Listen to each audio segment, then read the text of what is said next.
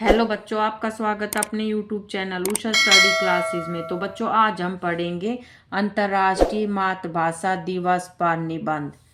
प्रस्तावना। निज भाषा उन्नति आहे, सब उन्नति को मूल। भारतेंदु हरिश्चंद्र की ये पंक्तियां मातृभाषा के महत्व को स्पष्ट करती है। मातृभाषा केवल संवाद का माध्यम नहीं बल्कि हमारी पहचान, संस्कृति और संस्कारों की संवाहक है। प्रतिवर्ष 21 फरवरी को दुनिया भर में अंतर्राष्ट्रीय मातृभाषा दिवस मनाया जाता है। इसका मुख्य उद्देश्य भाषाई और सांस्कृतिक विविधता को बढ़ावा देना तथा लुप्तप्राय भाषाओं के संरक्षण के प्रति जागरूकता फैलाना है। ऐतिहासिक पृष्ठभूमि। एक बलिदान की गाथा। इस दिवस का इतिहास संघर्ष और बलिदान से जुड़ा है। इसकी नींव 1952 के बंगाली भाषा आंदोलन में रखी गई थी। पृष्ठभूमि। विभाजन के बाद तत्कालीन पाकिस्तान सरकार ने उर्दू को एकमात्र आधिकारिक भाषा घोषित किया था, जबकि पूर्वी पाकिस्तान की बहुसंख्यक आबादी बंगाली बोलती थी।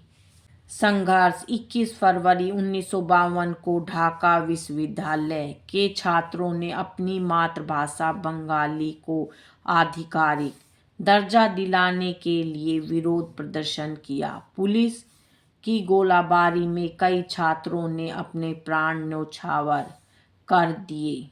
घोषणा। बांग्लादेश की पहल पर नवंबर 1999 में यूनेस्को ने इस दिन को अंतर्राष्ट्रीय मातृभाषा दिवस के रूप में मान्यता दी। साल 2000 से इसे वैश्विक स्तर पर मनाना शुरू किया गया।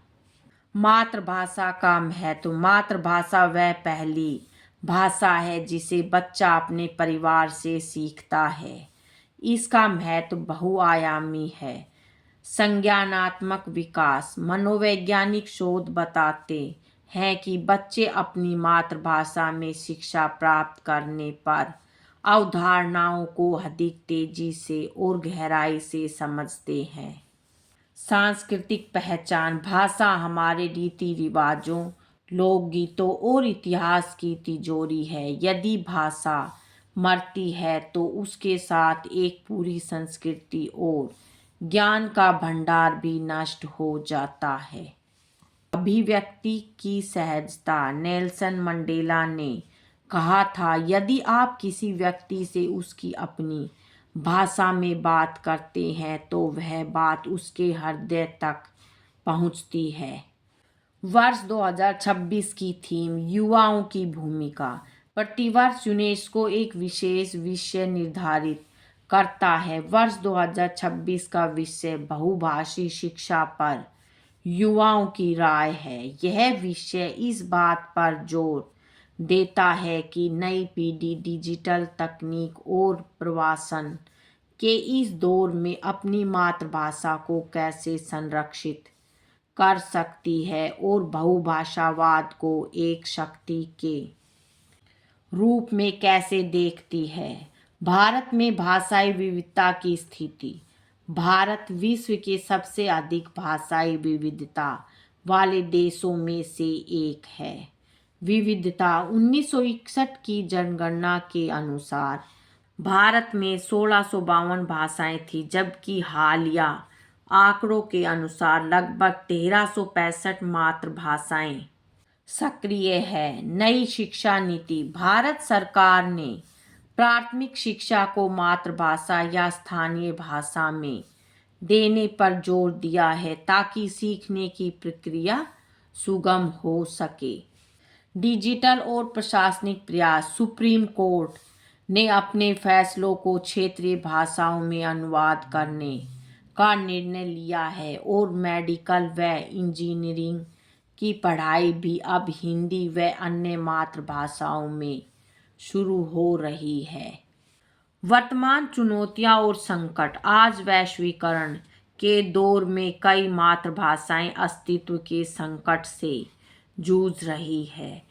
लुप्त प्राय भाषाएं। यूनेस्को के अनुसार दुनिया की लगभग 7,000 भाषाओं में से कई विलुप्त होने के कगार पर है। हर 2 सप्ताह में एक भाषा दुनिया से मिट जाती है।